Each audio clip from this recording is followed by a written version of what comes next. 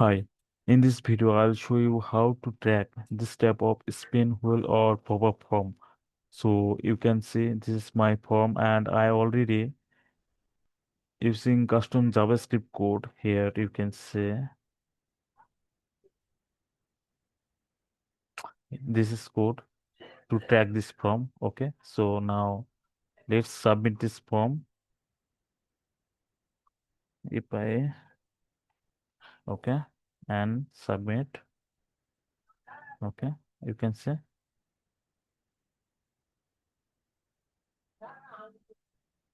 okay, it's done.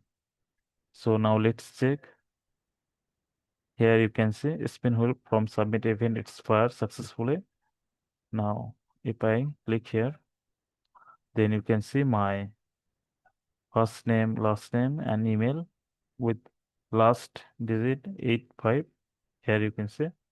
So it's correct. And also check in the server side. So you can see here it's coming here. Now, if I check in the event data, then you can see email address, first name, and last name successfully.